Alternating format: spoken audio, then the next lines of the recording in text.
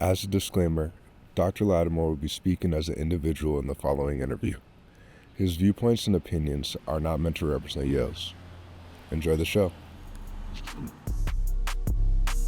The reason to bring diversity in is study after study after study have shown when you have diverse minds looking at a problem, you are way more likely to come up with a real answer or the best answer.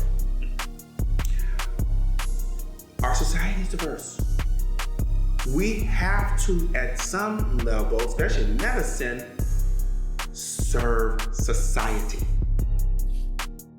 All of society, not just a privileged part of society, all of it. And so this is not about, we just trying to make ourselves feel good or kind of correct problems of the past. No, this is about making this a better world moving forward. And study after study has shown diverse minds coming together are more likely to do that.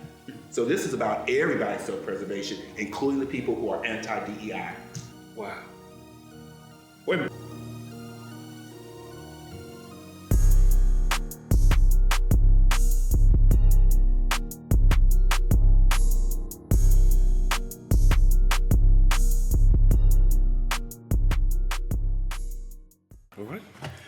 All right. Well, welcome back again to another fun, enlightening episode of the Heartwood Podcast. I'm your host, Dr. Thomas Rashad Easley, but I should have said co-host, excuse me, because on stage with me today is also my friend and brother Isaac Carew, who has joined the team and, of course, taking us higher and higher. And so I just want to make sure that everybody knows Isaac. And what's going on? Anything you want to well, I guess this is my first time actually talking and introducing myself a little bit on the podcast, but I'm really excited to be here. I think one of my biggest aspirations for engaging in things outside of coursework here at Yale is what are things that are going to keep me tethered in the real world? What are things that are going to put me in conversations with people I might not otherwise be in conversation with, and just to enrich my experience in that way. And what am I going to do that's going to have potential impact beyond the walls of Croon Hall here. And so for me, the opportunity to do this ticks every single one of those boxes, and it's been an absolute pleasure. And it's only been a short time, so I'm really excited to see where it continues to go. So yeah, happy to be here. Thank you. Well, see, I told you, it's only getting better. And today we have a guest who is actually a friend first, and also a strong professional on Yale University's campus in the med school. I'm talking about none other than Dr. Darin Latimore.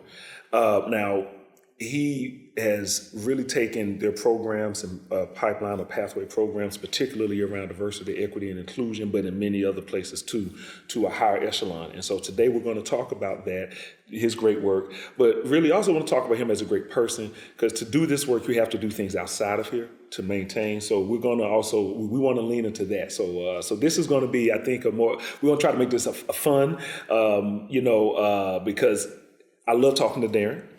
But informative, because we also want people to take something away, and there's no other person that can help us do that better than Dr. Latimore. So, Darin, thank you for being with us today. Thank you for inviting me. We're going to go ahead and we're going to get started. I know that you do a number of public speaking, and you do also a lot of wonderful trainings. Matter of fact, when I was here, came over and did a training. I can't do it. You have to do it, please. All right, because he can deliver this better. The other thing is, I just want to say this before getting to the questions. When I had my first challenge here in the school, we had a protest. I wasn't even here three months. And it hit me like being hit between the eyes, because, I had never dealt with anything like that. And the first person that I called to help me process and think through it was you. And then from talking to Darin, then we talked to the other DEI folk on campus, and then created a strategy to work with more than 230 people in that building and in this building. And I just want to thank you for that too. And that was in 2018. So with that, we want to dive into this. Let's see. Okay, so I have questions in front of me. I'd like to start. I'm going to start with DEI first. That's what I like to do. Perfect. Okay. So we're going to start broad. Can you explain the difference between diversity and inclusion, and how your understanding of that work has impacted, that your understanding of those concepts has impacted your approach to your work? Perfect. So diversity and inclusion are two very different things. So I want to be very clear. And unfortunately, a lot of times people confabulate the two or only think about diversity and actually don't think about inclusion. All right. So diversity, we are purely counting numbers. You have X number of people with different identities. Now, one of the problems in how diversity is done, especially in academia, is we want people who look different or may talk different or sound different, but act just like the majority, which actually does not actually add value at all. Inclusion, on the other hand, is structures, policies, processes, and norms that create an environment to support and to lift up all people, including people from diverse backgrounds, so that they feel like they belong. Unfortunately, again, most institutions think about the diversity part, don't think about the inclusion part, so they bring a whole lot of folks into, at best, an unsupportive environment, but more likely a toxic environment of which they're trying to get out of as quickly as they can. Right.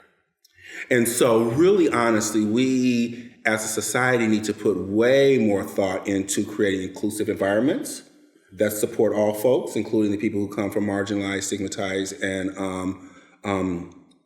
minoritized backgrounds, so that they truly belong and they truly excel. I hope that was helpful. Oh, very helpful. Okay, so now I just have to ask before going to this, how does equity fit in that?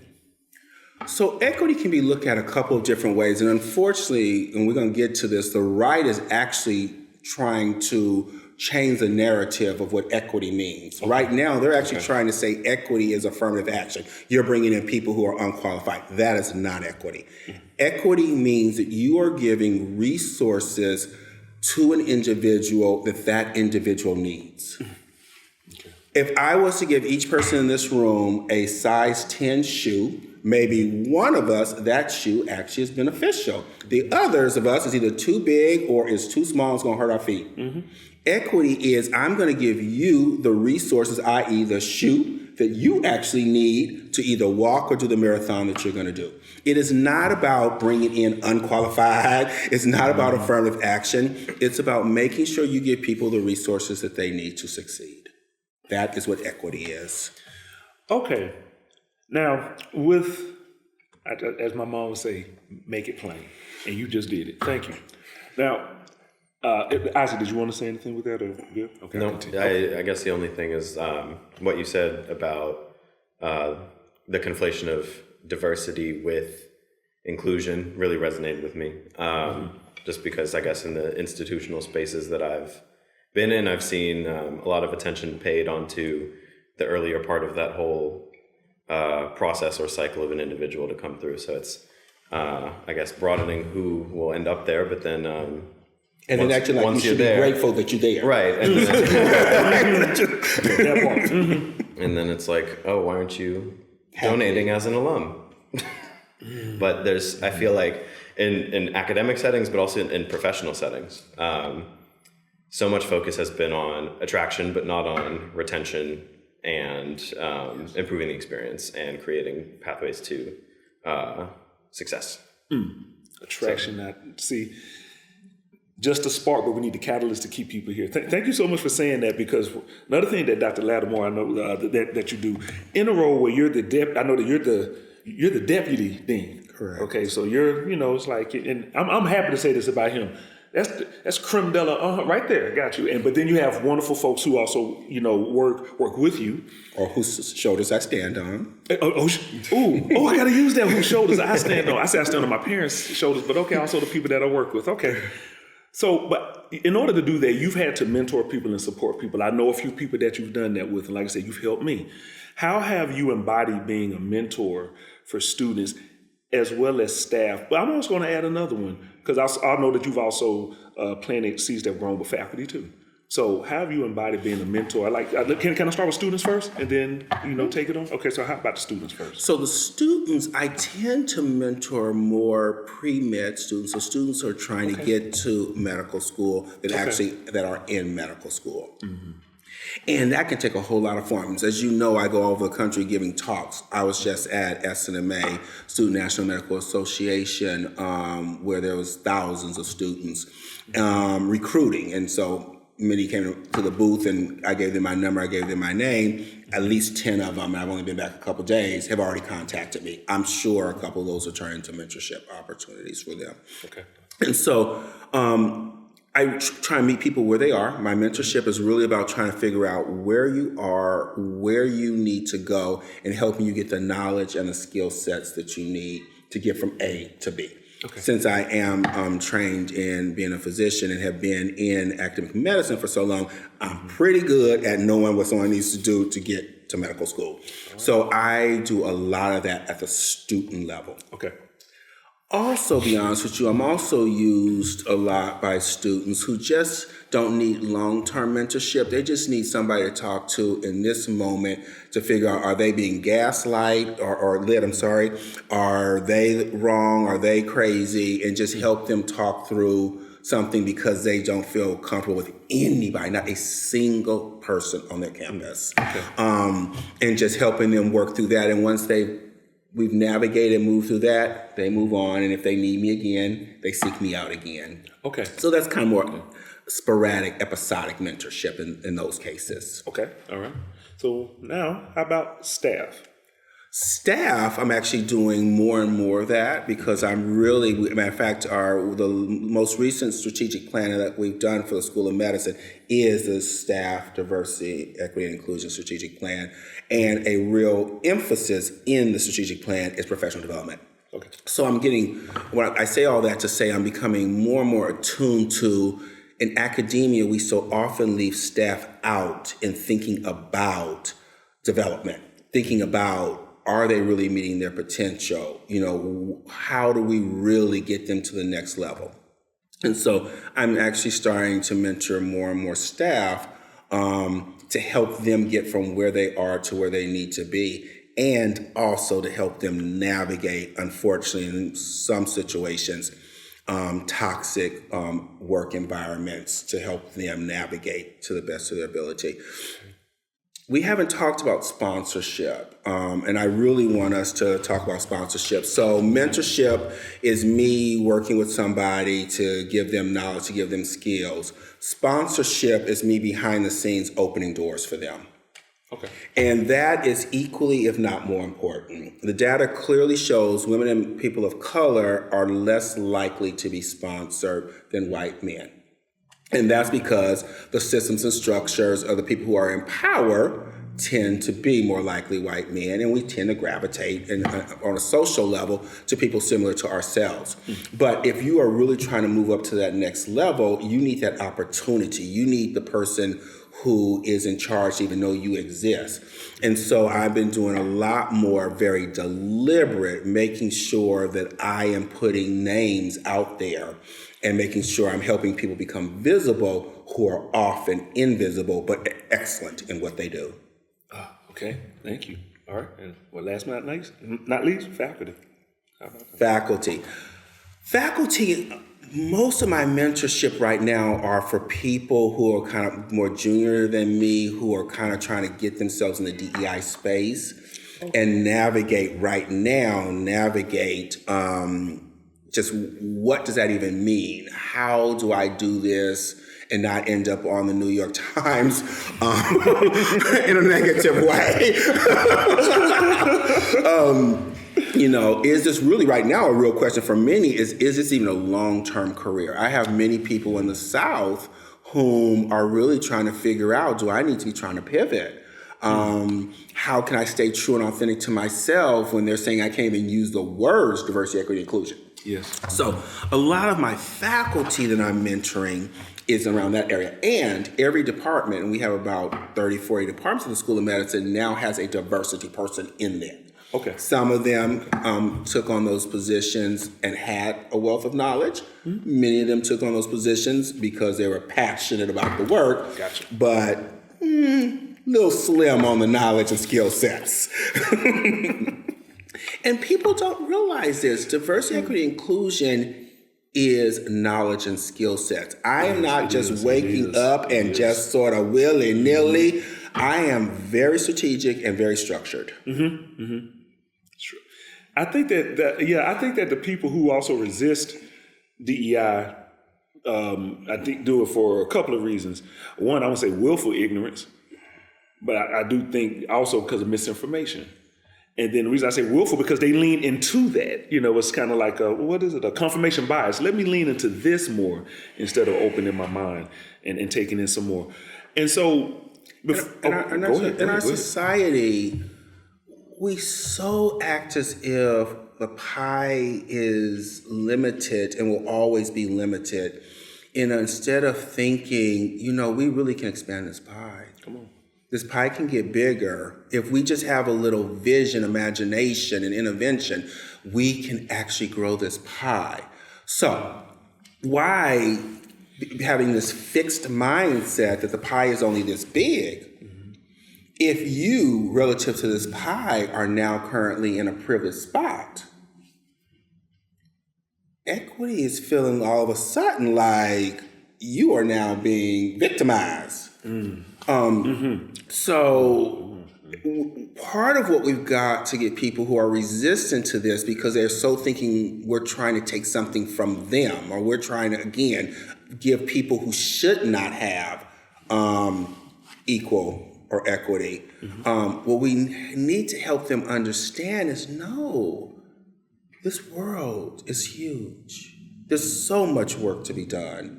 Let's expand. Let's be more inclusive. I'm not trying to shove you off the edge, but I do believe that this beautiful mountaintop also should have other people too. Okay. And I think that, as you said, that literally and symbolically, you do this in your work. Now, what I also know is that you work, as you've mentored people, you work with other people, right? And you help them, as folks have helped you. I wanted to lean into something that I know that we said that we wanted to talk about, which was the emphasis of the work that Black women are doing, in this space, whether independent of us, but then also as a joint, like to the work that you're doing. Would it be okay? Could we, go into that? So if you really honestly look at who are most of the DEI practitioners in this country right now, the largest group will be Black women. And I would probably say significantly largest group would be Black women. And again, because DEI is such under threat at the moment, who is taking the largest burden of the negative backlash is Black women. If you think about who've been fired around these conversations, who are resigning around these conversations, who's committed suicide around these conversations, the majority of them are Black women. And it's really interesting because, and I hope somebody catches on to this and does something with it. Again, the anti-DEI are saying that we're being discriminatory, that we are preferentially helping some over others. I hope somebody finally wakes up and realizes the assault on DEI is actually preferentially attacking a very specific group of people, race and gender. So there is actually discrimination in actually the impact of the assault on DEI against a very specific demographic. So I just hope and pray that somebody decides to do a class action lawsuit to say, if you fire all your DEI people in your state who happen to be in medicine or in academia, period, you are going to be disproportionately firing a very specific group of people, and I can assure you of that. Wow. Again, I don't know if anybody's going to listen to my, brainstorm. They will listen because we will play. Oh, yes, they will listen. And thank you for this. Now, places like, Darin, you also do this work because you've also survived and thrived, in these spaces and in this. And so before we go into talking about, another interview, I'd like to kind of talk about the students just for a moment. Places like Yale often get students into these institutions, and I work with two amazing ones right now, who are just brilliant, but I know also give support, but also, I think we all could always use more support. How do you work to improve equity in the student experience to make sure that students, particularly, because I know you don't just work with, but from underrepresented backgrounds, feel included, valued once they're on campus, especially? So we do it multiple prong. We create spaces for the students themselves. We support either 8 or 9 now student affinity groups at the medical school. And create those spaces is literally space, is programming, it's sending them to spaces where their identities and their viewpoints are reaffirmed, like SMA conference. So that's one way. The second way is, and it's not me directly, but we have someone who's actually looks at the entire curriculum now from this perspective. Are we using race correctly when people are attributing things to race? Are we using gender versus sex correctly? So again, the actual formal curriculum itself isn't traumatizing the kids, which is actually was a problem prior. Okay. And then lastly, working with people who actually teach. Part of it is education, and then part of it is now when students complain that there is something that happened, that a professor did something, and if they describe it as discriminatory based on their identities, or as when we look at that concern, it sounds to us that it might be, then I'm often called into those cases to do some one-on-one education of that individual. Okay. To help change behavior. And I'm very grateful because there's been a few who no, I'm not participating, nothing wrong with me, or who just had zero insight and refused to change, and they've actually been forbidden from teaching them forward. So adding actually some true accountability. So helping to support in both ways. Now, but I want to be honest. I don't want to, because we are not the DEI people. We can't be everywhere. We can't hold our students' hands and walk them through every hall, every class, every etc. So they're gonna bump into stupidity. It's just gonna happen. I mean, unfortunately, that is the world we live in. So a lot of what we do is to be there to support when the stupidity does happen, and to help them not internalize that something is wrong with them, that they are somehow the inadequate, the one who should not be here. Okay. Now, everyone, as you listen, I want you to notice I wanted to ask Dr. Latimore first about what he does, which he's great at what he does, the people that he supports. You acknowledge the shoulders that you stand on, and the people that he supports. And then also, our sisters who are taking a lot. But when you're doing this work, you're also taking a lot. So I wanted to now just kind of want to turn, into, that a little bit, because this is not easy work. You make it look easy, and it is fun working with you, but it's not easy. So I wanted to talk about, there's something in particular, but what he's experienced, what you've experienced, is happened to a number of people. And there was an interview I know that you had done recently with someone who was also on our podcast, Mr. Tom Ficklin. Okay, so from the community, because that's who we talk to people here and as well in the city of New Haven and around the state. You were talking about the importance of using SMART goals, okay, to hold the school accountable to DEI initiatives. He's a strategist. He's brilliant. He has to think through this. He already said that earlier, but I'm saying it because I've seen it. However, admin, let's say even in schools like this, in the schooling environment, we may say that they may lack, power to hold staff and faculty accountable to DEI initiatives. At times, how do you hold members first, accountable? And then what I'd like to know before we divide, I want to know just how does that impact you in holding other people accountable? And I'm asking that because for you to hold them accountable, it means you're being accountable. So how does that impact you? But first is, how do you hold them accountable? And then I want to ask that other part. So I'm glad you start there, because in all honesty, my power is through influence and proxy to the dean. Okay. I'll be very honest. Okay. The staff that I supervise, I have power over. Everybody else, it's influence and proxy through the dean. Now, how we hold the different departments accountable is because we actually have a diversity strategic plan, and each year we decide on 4 or 5 diversity related goals, of which the chairs actually agree to. Okay. And at the end of the academic year, like in the next month or so, have to report out on to the dean and myself. And so again, it's not just coming to me, it's also going to the dean, who kind of, you know, does their salary and their incentive and their bonus and things like that, you know, those small little things. Okay. So she, you know, so she really honestly is the ultimate accountability really matrix, really truly, and thank goodness she's on board. Again, we in the chairs, they can at the end of the year say, what, because they actually voted and agreed on whatever the DEI goals are going to be for that academic year. Okay. So it's kind of hard at the end of the year to suddenly not want to be accountable to something that you actually agreed upon, at least as a majority of them. You know, there may be some who didn't agree, but the majority did, which she would not have allowed me to move them forward.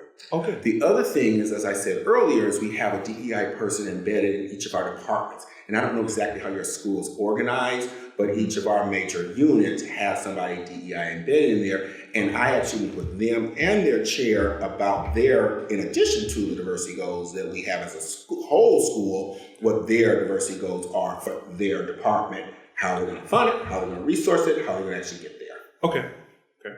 All right. But how? Oh, so I'll say the rub happens when there's things that I really don't have power and control over, but the people who are looking to me to protect them want change. And assume that because I'm a deputy dean and I am at the table, that somehow, some way, that automatically means I have power. And it's so funny because they can look at their lives and see how they're tokenized on a daily basis, but they look at me and they think, ooh, power, power, power, he can change the world.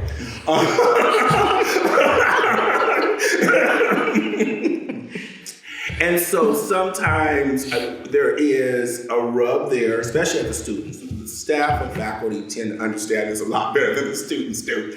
Okay. That their expectation of what they think I can do or accomplish sometimes is actually not within my power, and the influences that I have are not willing to move in the direction that the students feel we should be moving. That does cause angst, I'll say, in all honesty, sometimes. No, thank you for sharing that, because I don't think that people sometimes take that into consideration. You know, that institutions in particular are very complex places. Very. And, you know, and here he is a professional, but also has to maintain life, family, you know, and do this here and maintain this. And I'm applauding you. I know you're humble, but I'm applauding you because it's the biggest part on campus and you're working there. And I'd love to know what you already told us some, but if you could just share in, it's powerful. He already told us how you get the buy-in and some, you know, but I'm sure that there are other things, but I love that you bring in the power structure. Mm-hmm. You use their voices, okay, whether person of color or not, and then remind them of what they said and hold them accountable. Then work with other people and do the same thing. But is there any other brilliant strategy? I'm just keep saying that brilliant strategy that you use to get buy-in, sir? Relationships. Tell me more, please. Relationships. I spend a lot of time one-on-one conversations. I spend a lot of time trying to figure out who's already on board. Mm-hmm. Not to minimize them, but that's not where I need to put my energy. Okay. Who's neutral? Mm-hmm. And who I really do need to move. Okay. And you just can't imagine how many lunches and dinners I have to try and figure out what it is that drives that individual to figure out what their levers are that would help them move forward. And so I have a lot of pre-meetings to the pre-meeting to the real meeting, lunches and dinners before the real meeting, just to try and figure out where people are, and if at worst, how can I get them to neutral, but hopefully at best, how can I actually get their true buy-in? And really honestly, spending time with people and figuring out really why are they resistant to whatever I'm trying to do, you'll learn a lot, because sometimes you're right. It is actually complete misunderstanding. It is fear of loss of they're going to lose something. Or it is, quite frankly, which is understandable, I ain't got the money. My department cannot fund this. It's an unfunded mandate. Yes. But once I kind of understand those things, then I got something to work with. It's not just an obstinate person who's trying to obstruct me anymore. Mm-hmm. Now I actually got something to work with. And so I spend way more time than many of my colleagues one-on-one conversations before the actual true meeting. Relationships. Really, honestly, if you can build a relationship with somebody, some people will move the earth for you. Mm. But if you don't have no relationship with somebody, you can keep on asking how you want. And people really, especially people in leadership, often devalue the relationship. They really think that just because they're the boss, they're the supervisor, that's going to get somebody to, do their finest work. Mm-hmm. That's not what gets people to do their finest work. Relationship. So you have done, like I said, I keep saying that you've done a lot. You do speaking engagements across the country. You do enrichments and trainings too. And I know you do well over 90 to 100 of that because of who you are and how great that you are. But in particular, following the year that we lost Mr. Floyd publicly, there were a number of events that you had to speak at. That's why I said he's still carrying, you're doing the work, but you're still carrying a lot. How have you found peace in this work, and how do you recover or rejuvenate or revitalize? So I'm just gonna be a long one. This is gonna be an arc. Oh, great! No, this is good. We're here for it. So first, we gotta remember what I'm grounded in. That's good. Okay. So my grandparents are out of the South. And I say that very purposefully. Very strong family, sense of family. Very. When I grew up, my grandmother and her sister's backyards touched. We had multiple relatives. I grew up in a true community. Grew up poor, I don't know what, and I mean capital P-po. But I had a sense of community, and as a young child, a very strong sense of who I was and what I was going to do. My mother never did understand, because I came out the womb talking about I'm going to change this world. So I want to be very clear. People can get me down for a moment or two. I'll let myself do a little crying party or depression party. I give myself a day. And it's time to get up. Okay. So I'm very, very, very grounded in that sense of who I am. Nobody else is going to define Darin Latimore, and has not been able to since I was a young child. But what I think what you're trying to get at is, how do I have balance in my work? Mm-hmm. So I actually, even though I grew up poor, urban, small town, but still urban, I actually live rural now. I have horses, I have 3 Nigerian goats, and I have 2 Great Danes. I get up at 4 a.m. and I spend the first hour of every day taking care of my animals, feeding and taking animals out. And then I have to stop around 7 or so, because I can hear very loud and clearly from outside, I'm hungry. So no matter what's going on at work, it's going to wait till tomorrow. So I end my day and to take my animals, put my animals in, and to feed them. And I ride my horse as often as I can, which is not enough. I ride through the woods, I ride on the streets.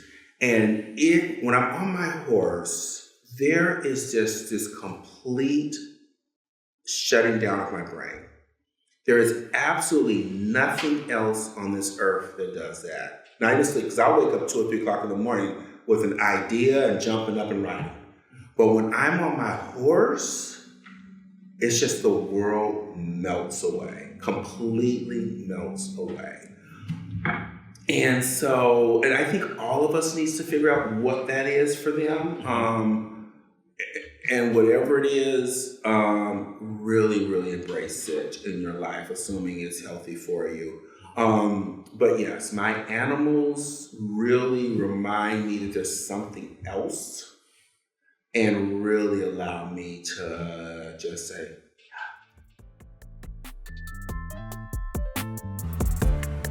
Have you been enjoying the episodes of the Heartwood Podcast? Do you like the topics that we discuss? If you are interested in going deeper, we encourage you to get the book written by our own Dr. Thomas Rashard Easley, Mind, Heart for Diversity.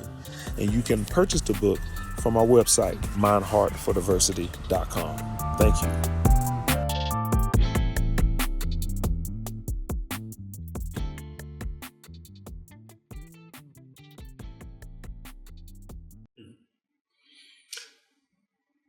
Have you felt a shift in the attention of DEI over these last few years? oh, absolutely. Can we talk about that? Because I need to melt away, but now we can talk about what are we melting away from. Have you felt? And you already answered that. Yes. Has it been constant? Has it been positive or negative? I mean, we have the stuff going shift on is absolutely negative. Let's get it. Absolutely negative. Okay, so we had George Floyd's and multiple people's murder. Mm-hmm. We had the nation really, honestly, not for the first time, so let's say the 60s they did too, but acknowledge that Black Lives Matter truly matter and where Black lives were clearly being treated differently.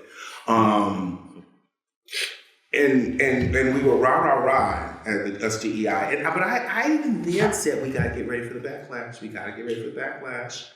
And most of my colleagues said, no, let's keep pushing, we're making some real progress. And we were. What we did not, and I want to be very clear, I'm not supporting what the right's doing. I want to be very clear about that because the narrative that they're creating is actually based on a falsehood. But we also stepped into this. And what I mean by that is 50% of this country is conservative. Whether we want to accept that, believe that, like that, is irrelevant. Yeah. 50% of this country is conservative. Mm-hmm. So this country can only make strides in either direction, can only make certain levels or magnitudes of strides in either direction without a backlash. Mm. Okay. Because 50% of the country feels the exact opposite. And so we as a group really, again, we're not having conversations with the very people who are causing us angst beyond angst right now. And we should have been thinking about how do we, again, and we may not move as fast, as far as we can, but how do we get to a place where we can actually land and continue moving forward instead of ding, ding, ding, ding, which is exactly what we're doing now, from a DEI perspective in a very detrimental way. So right now we're really, like I say, if you look across the country, the Journal of Higher Education, I'm not saying I'm still not writing the right journal, is following all of the bills across the country. Almost half of the states either have had bills that either got passed, defeated, or in progress that are attacking DEI. It's not just one or two states. We like to look at the Floridas, like to look at the Texas, but no, it's many states in this country that have bills that are anti-DEI, if not wanting to completely erase DEI from the public sphere. Which even, I know in the Northeast, a lot of people are like, well, we're in the Northeast, we're lucky, this is not going to affect us. No. I'm even asking the question, how can I ask somebody to write a DEI statement or diversity statement if they're sitting in Florida? Is that really right and fair? Mm-hmm. Yeah, I'm in the Northeast, but they're actually applying for this job from Florida. Mm-hmm.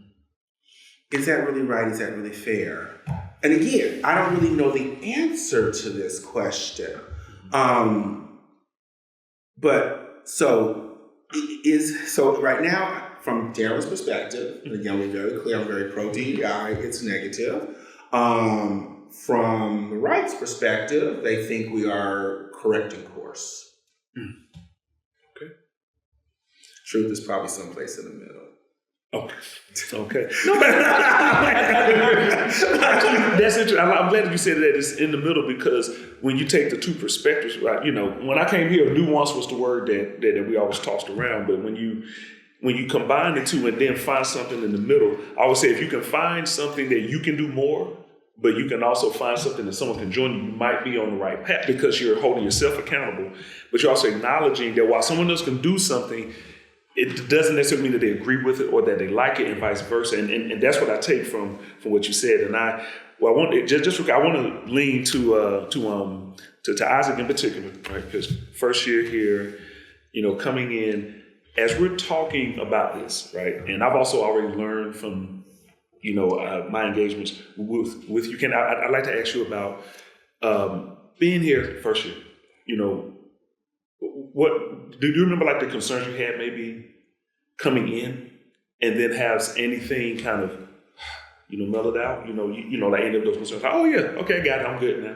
You know, so I'm just curious, like, did you have any of that coming in? You know, we're talking about the challenges that folks have, and then has any of that, you know, any of those tensions or those concerns, you know, kind of like feel itself and come good, or, you know, is there stuff that can still be improved? And I'm not asking you to call anyone out, I'm just saying from your experience. Yeah. I definitely had my concerns coming in.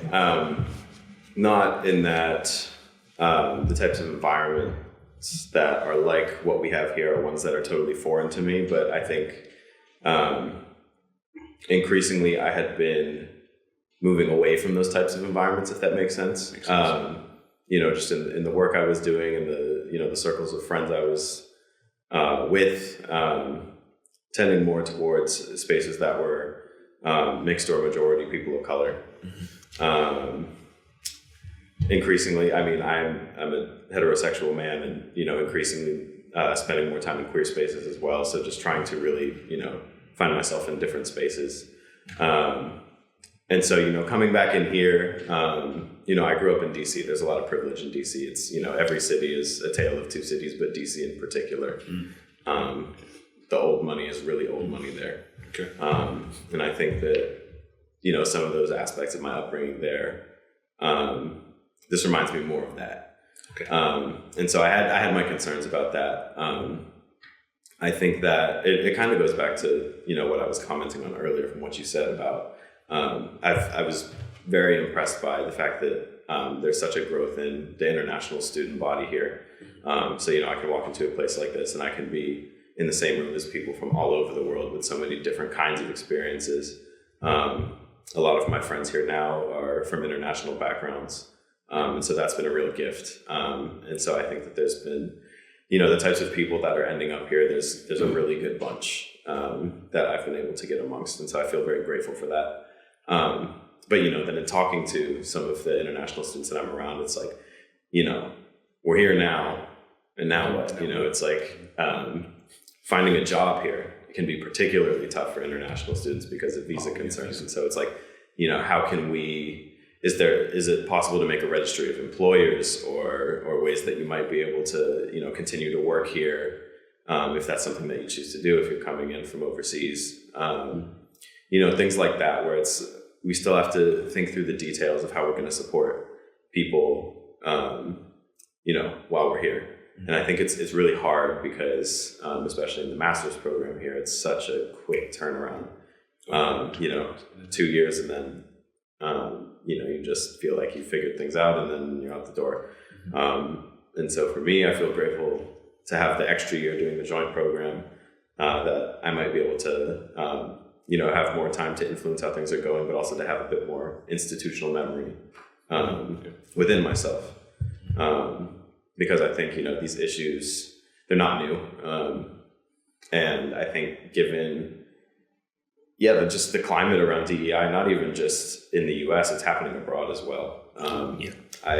You know, given that I used to live in New Zealand, there was something that was sort of doing the rounds on social media because somebody who's high up in the current government there, which is a more right-leaning conservative government that is potentially doing a lot of scary things with respect to indigenous rights and treaty rights for Tangata Whenua from Maori who are there. There was a sign on the space, I think it was University of Auckland, and it said, this space is for Maori and Pacific students only. So to your point, creating those spaces that are physical spaces. And of course, that was drawing immense backlash for people who are on the other side of that. So, not just it's happening sort of across nations, across academic institutions, and I also it feels weird to say, but like these things don't really surprise me either. I think that the first presidential election I ever voted in was 2016. So I think for me, I'm not a pessimist, but I'll say there's been a lot of times where I've observed that in my own coming of age, things are going backwards instead of forwards for what that means for me. Mm-hmm. And so, I just try to keep it pushing, it's, if you look at the history of America, and if you look at each really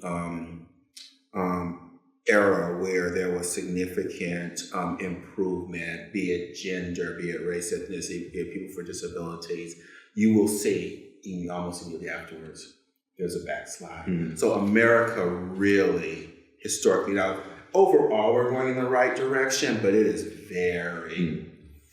I'm very glad that you brought up international students, because within the DEI space, that is even really a conversation / question. So first we bring in international students and we expect that their whole view of diversity, equity, and inclusion is going to be the same as Americans, why we would think that I have no clue, because they come from a totally different culture.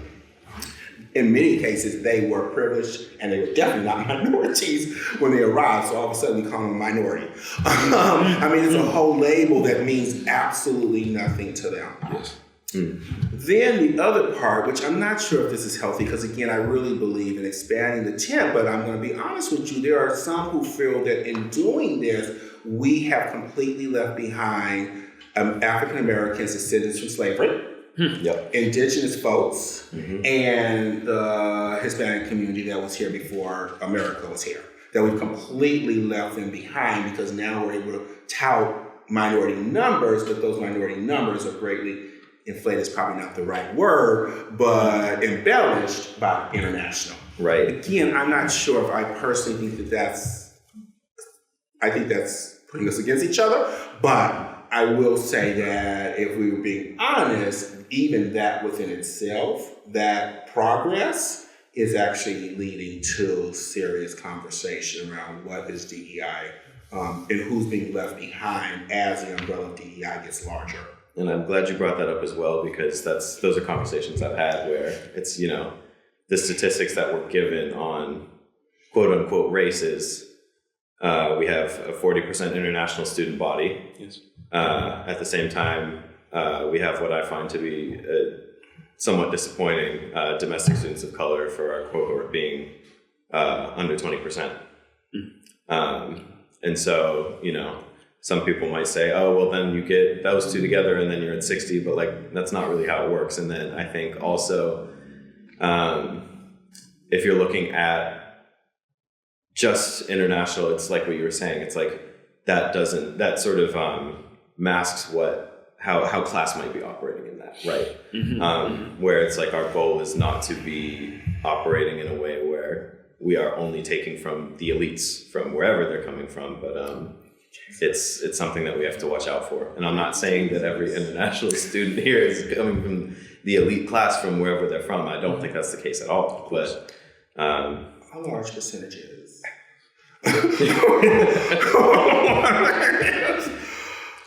And again, not to tell you guys your business, but I am on the board of the Nature Conservancy for the state of Connecticut.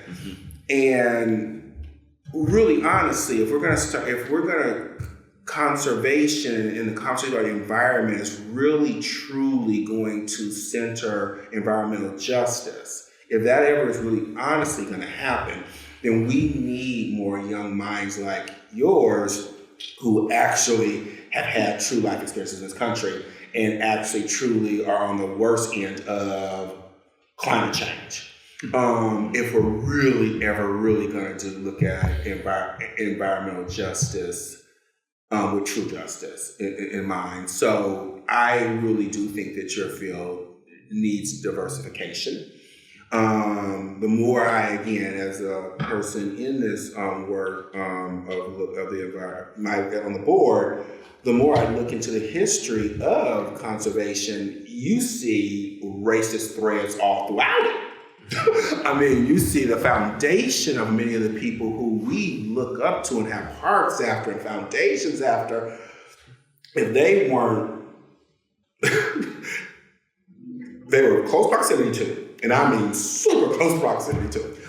So if we're going to really make sure that the work that we're doing to make the environment better really benefits all, again, that equity part, again, I'm not trying to lift up, I just want everybody be able to breathe. Then I think we're going to need some way more diversity around the table thinking about how we do that. Again, not to tell you guys your business. I'll butt out now. Yeah, no. Well, Doc, you have really, I think, given us so much to think about. And we still had a couple other questions here, but I want to honor your time. But I just want to try to ask, I want to try to take these and bring them into two. One is, when thinking about a diverse cohort coming into a school, okay, and I'm going to say the medical school, in today's climate, what is some advice that you would give folks coming in now? With everything that's happening with the Supreme Court, is this going on? Just what's a good like some good tips that you give them, coming in? So what I would tell students coming in or trying to get in the door, because I know you talk to students trying to get in the door, keep your head up. Stay focused on your vision. And don't absorb. I'm not saying you're not going to hear, because you're going to hear the stupidity, but don't absorb the stupidity. We will come through this. We will. When you land at whatever school that you land at, the stupidity will happen. It's not if, it will. The question is when. So find your posse. Find who your support system is going to be sooner than later. When things are going bad, that's not the time looking around trying to figure out who's going to support you. That's a little late to be trying to build relationships. So walk in the door of your new institution knowing something's going to happen eventually. Who here can I rely on? And who can rely on me too, quite frankly. And I say do that work before whatever happens actually happens. Okay. But the most important thing, young minds, is do not lose your passion or your dream because somebody else is stupid in your presence. All right. I just have, let me see, I still have that, I see that question. But to me, you just explained the importance of why we don't need to, why people need the support. It's very easy for folks to be tokenized if they come in. All right. So I'm going to combine these two questions into one. Why is it important to bring in a wide range of people? And then as you're answering that, because you are a doctor, right? You are an academic, you are a professional, but you're also a leader. You're also a community member.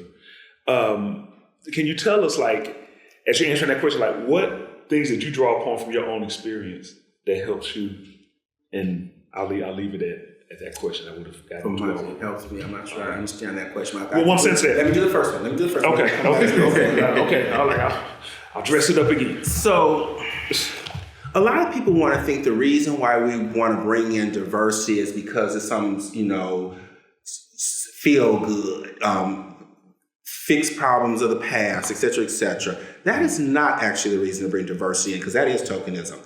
The reason to bring diversity in is study after study after study have shown when you have diverse minds looking at a problem, you are way more likely to come up with the real answer or the best answer. Our society is diverse. We have to, at some level, especially in medicine, serve society. All of society, not just a privileged part of society, all of it. And so this is not about, we just trying to make ourselves feel good or kind of correct problems of the past. No, this is about making this a better world moving forward. And study after study has shown diverse minds coming together are more likely to do that. So this is about everybody's self-preservation, including the people who are anti-DEI. Wow. Wait a minute, but with that lens, does that give you hope for what the impact that the medical profession can have? I mean, just the way that you just did that and bringing everybody into it like that. Does that give you hope or? Hope is a medical field or a DEI world can have? In the medical field. Well, I have hope for the medical field, period, DEI or not. Okay. But with trepidation. So I will say that we are really, the entire society, including your own, with AI, we are really at a potential cusp for greatness or cusp for actual devastation. So in which way we choose to go will depend on how we value and place AI. Okay. So in the medical field, AI actually has the ability to democratize medicine. Every human being, actually, pretty much around the world, I don't care how poor you are, you got a phone. So if done correctly, we can bring incredible knowledge and, quite frankly, diagnosis and treatment without ever seeing a doctor, if done correctly.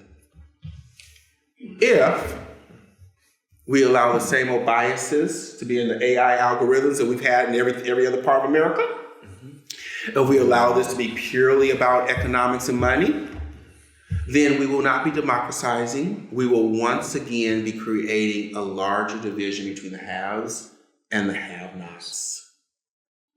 So, and I really, really, truly believe AI, if we really take a social justice approach and not purely a economic approach, really could advance the health of all peoples around this world. If it's done with that lens. Okay. Unfortunately, history has not told me that's the lens that we do most things through. And on that note, it has been a wonderful conversation with you. All right. Well, everyone, thank you for being here. Also, more importantly, Dr. Latimore, thank you for sharing. Thank you for being so open. Isaac, thank you for being up here. This is great for me. This is first podcast, but it don't feel like it. I'm sorry I talk so much. No. We wanted that and we needed that. But you didn't talk too much. It was so good. It was on point. It was clear. And I think that everyone here, has benefited from it. Those who will see this and those who have listened. Everyone know that the Harvard Podcast, it is produced and created here at the Yale School of the Environment. So we want to thank them, the administrators for supporting this. But I really want to thank the students in particular for continuing to be the leaders of this, the purveyors of it, and keeping it going. Thank you, Dr. Latimore, again. Thank you, our guests. Until the next time you see us, take care, but give care at the same time. Take care of yourself, give care to those around you. And I love what you said. It's don't absorb the stupidity when you see it, when you hear it, when you run into it. Stay yourself and keep moving on. Peace. Till the next time we see you. Walk it out. Thank you.